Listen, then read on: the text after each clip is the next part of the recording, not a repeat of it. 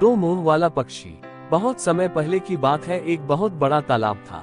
उस तालाब में एक पक्षी रहता था, उसका नाम मारू था। पक्षी बहुत ही अजीब सा था। उस पक्षी के दो मुंह थे, किंतु उसका शरीर एक ही था। वह अपने दोनों सिर से देख और खाना खा सकता था।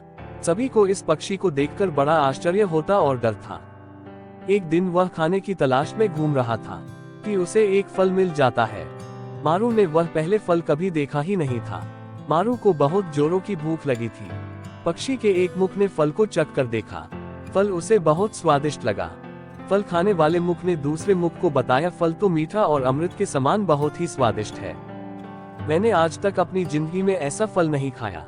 फल की प्रशंसा सुनकर मारू के दूसरे मुख से रहा नहीं गया और वह बोला, अगर फल इतना स्वादिष्ट है तो थोड़ा सा मुझे भी चखाओ। इस फल की प्रशंसा सुनकर अब मुझसे रहा नहीं जा रहा है। मैं भी इस फल को चखना चाहता हूँ। पहला मुख दूसरे का उपहास करते हुए बोला, अरे भाई, तुम इसे चखकर क्या करोगे?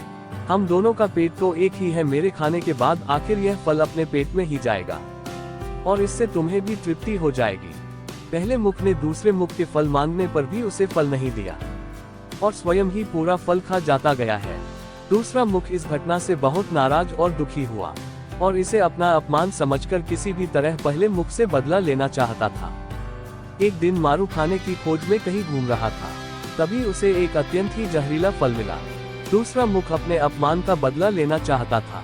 उस जहरीले फल को अपनों चोंच में पकड़कर वह पहले मुख से बोला, उस दिन तुम्हें वह स्वादिष्ट फल मिला था और तुमने मुझे नहीं दिया था।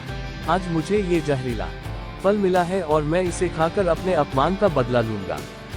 पहला मुख इस बात से डर गया और बोला, पागल मत बनो, ऐसा मत करो। अगर इस फल को खाओगे मेरे साथ साथ तुम भी नहीं बचोगे और हम दोनों मर जाएंगे। दूसरे मुख को पहले मुख की बातों का कोई असर नहीं हुआ और उसने अपने अपमान का बदला लेने के लिए वह जहरीला फल खा लिया। फल खाने के कुछ देर बाद वह दो मुंह वाला पक्षी मर गया।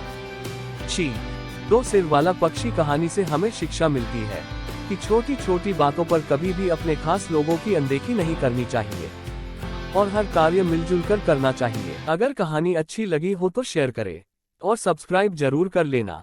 धन्यवाद।